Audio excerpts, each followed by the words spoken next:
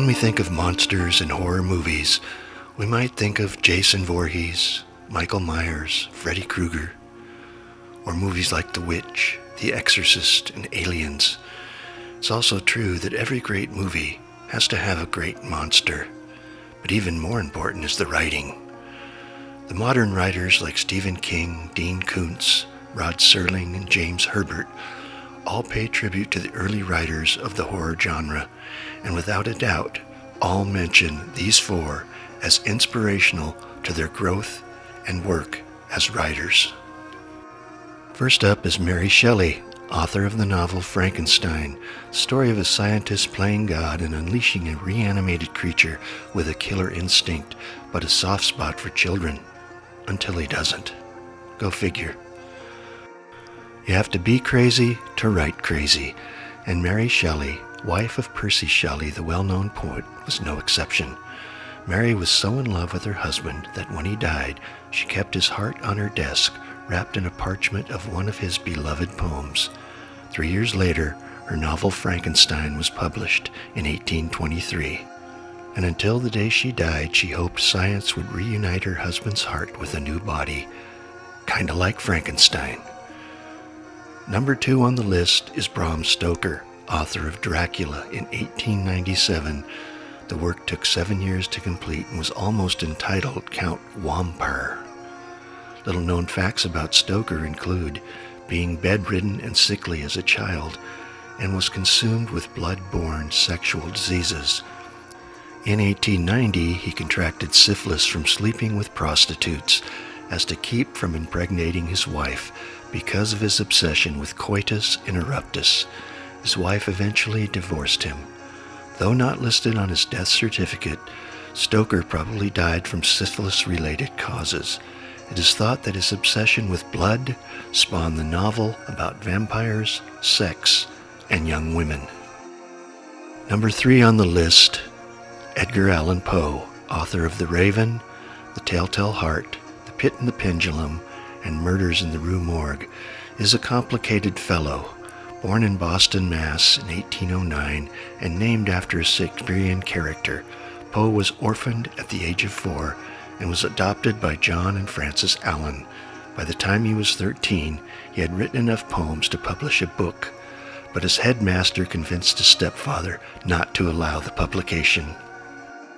Though he was living in extreme poverty, he was left out of his stepfather's will, as the money went to an illegitimate child of John Allen's. So much for positive parental reinforcement. When he was 27, he married his 13-year-old first cousin, Virginia Clem, who died at 24 from tuberculosis. There's that abandonment thing again. In 1849, at the age of 40, Poe went missing for 5 days. Upon returning, he went to hospital where he died a few days later. His death is still a mystery, but it's likely that years of alcohol and opioid use were the cause of his death. Next on the list is H.P. Lovecraft, author of Cthulhu, Shadow Out of Time, Mountain of Madness, and the Dunwich Horror. Born in 1890, was the first to abandon ghosts and witches and pit human nature against the evils of the universe. Lovecraft was obsessed with death from childhood and was convinced he would become mentally unstable, be remanded to a psych ward as his father was. He believed deeply in ancestral curses and lived his life waiting for the other shoe to drop. He isolated himself for fear of catching germs, was racist, and actually admired Adolf Hitler. He died of cancer at the age of 46, relatively unknown and penniless. Many successful writers credit him with having a strong influence over their work. Writers like Neil Gaiman, John Carpenter, Guillermo del Toro, and our next writer, Stephen King. King, known for classics like Carrie, The Shining, Misery, It, and The Dead Zone, embraces the crazy is as crazy does philosophy. When he was a kid, he snuck out of the house with a friend and went walking by the railroad tracks. When he returned, he was alone and was told later by his mother that his friend had been killed by the train and his remains were scooped up in a basket. Wow, Stand By Me. How's that for parenting? When King was 2, his father abandoned the family, so he was left in the care of a babysitter named Eula. While his mom was at work, he once asked Eula for an extra fried egg because he was hungry. This made Eula angry, so she forced him to eat 7 eggs, then locked him in the closet.